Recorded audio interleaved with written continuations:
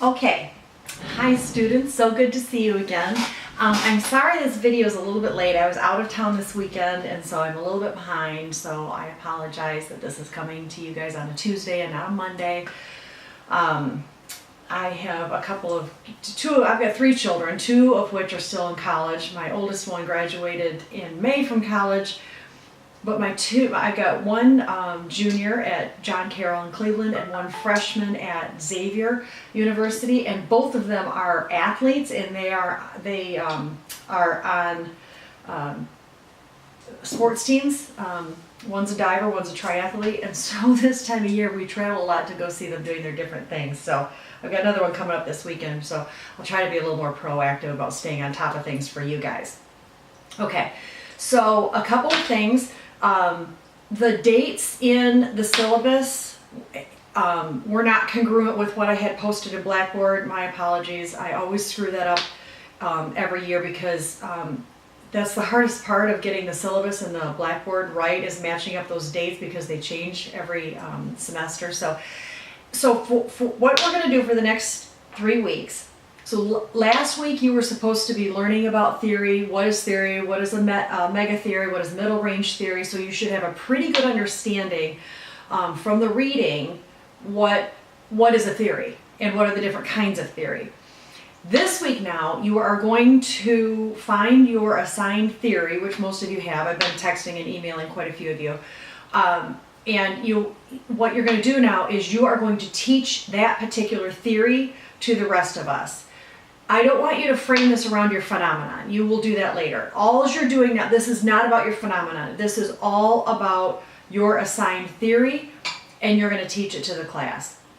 So some of them are easy to find, like Watson's theory of caring, super easy to find. Everything is right out there. Other ones are a little bit more vague, like health behavior theory is, you're coming at it from several angles. It's kind of hard to figure out the origin of that, and so you might have to dig a little bit deeper and present those kinds of things. When you're presenting your case, present that.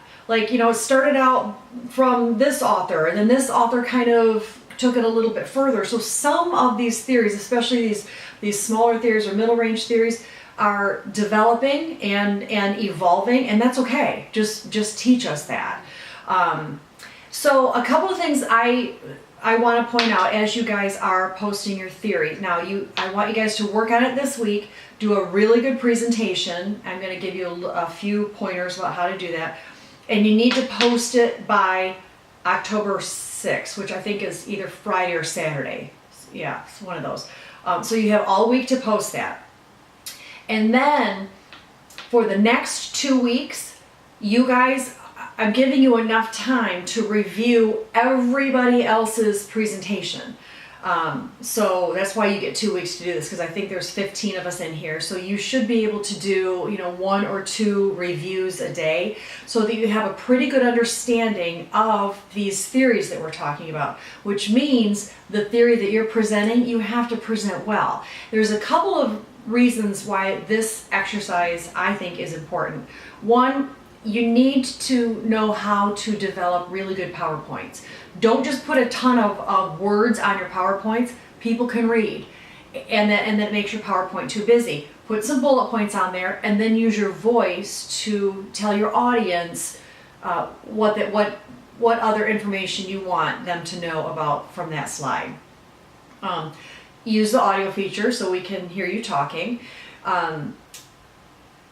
The articles that you have to find, I want you to find some articles where somebody has used the theory, not just describe the theory, because you're gonna need to find some articles that describe the theory to sort of help teach your theory. But then I want you to find these articles where somebody's actually used it. Have they used it in research? Is it part of some evidence-based practice, something like that? So you need to post those articles, and then in the subsequent 2 weeks, that's what you guys are going to be reviewing and learning from each other. So a couple of things in your syllabus under, I think it's on page 10, where it says theory description and application presentation.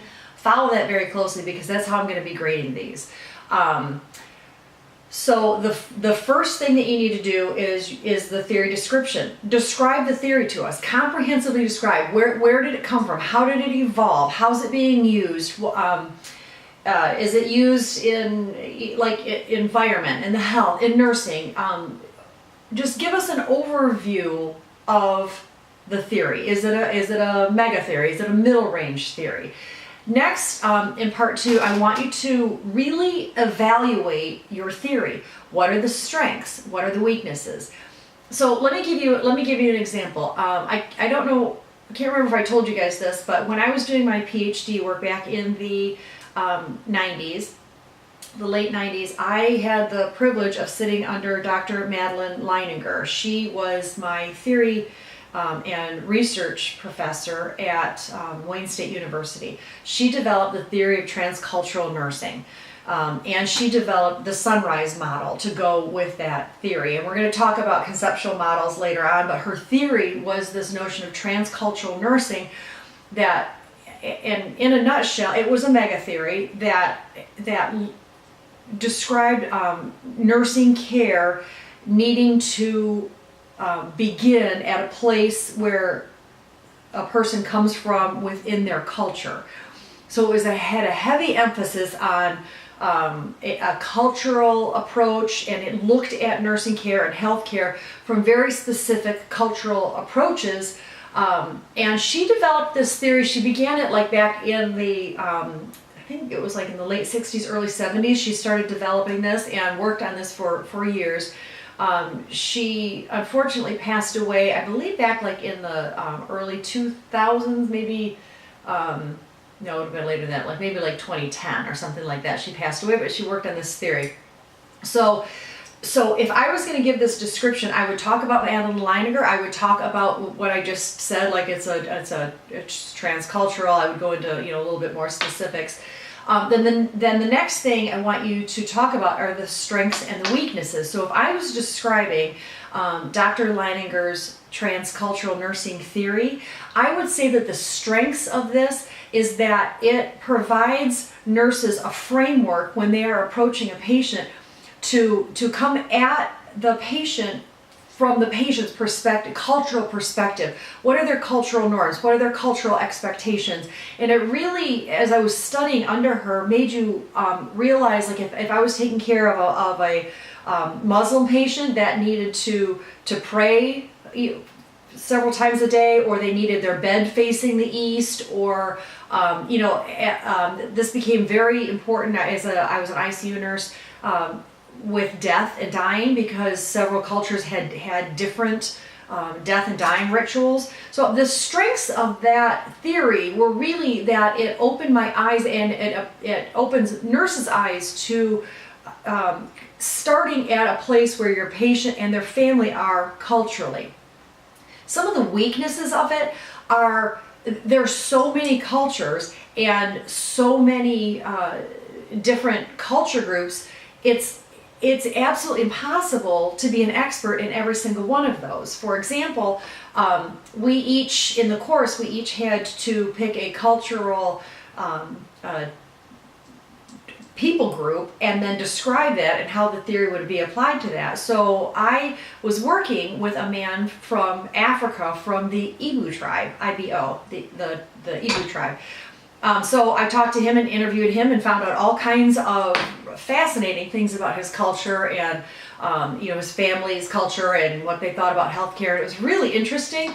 I've never since then, and that was over 20 years ago, never since then taken care of anybody from the Igbo tribe.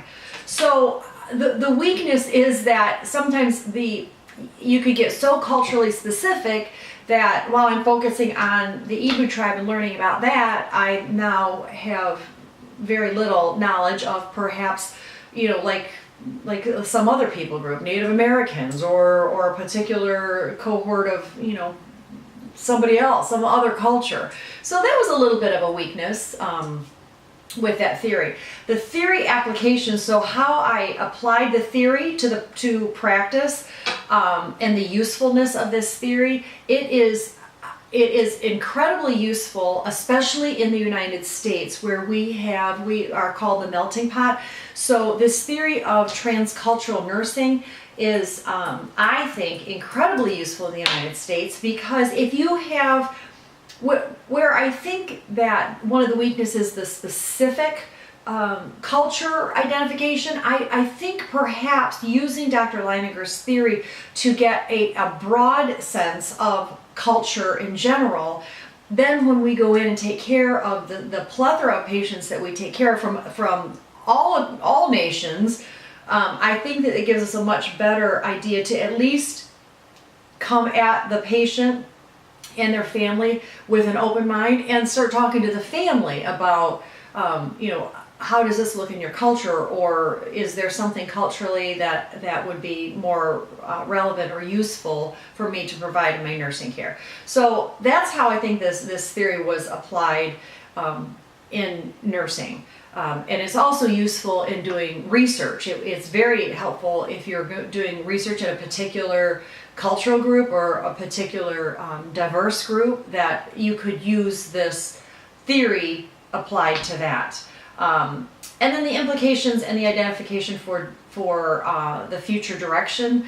This theory, I think, is and should evolve from specific culture groups to understanding this notion of inclusion and diversity, which really the whole United States and healthcare is moving to, including all cultural groups, not just necessarily from a particular region in the United States, but a particular people group. For example, the LGBTQ community now. This is an emerging culture group that is looking for recognition, understanding from healthcare. And so I really see this theory being applied to these different kinds of diverse groups that the United States is now starting to try to just embrace. And especially within healthcare and nursing, it's our job to embrace that. So I think this coming at it from a transcultural approach is an excellent use of this theory and how it's evolved.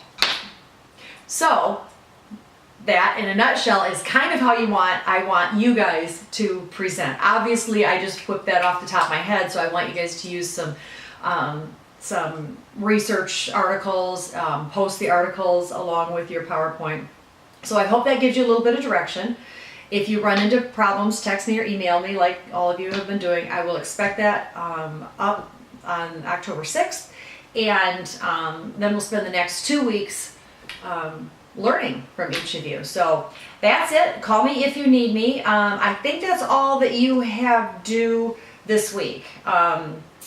So like I said, follow the rubric, because that's how you're going to be graded, and it's worth 25% of your grade, so do a nice job. But I'm here to help. So I think that's all you got to do this week. All right. Okay. Have a good week. See you guys.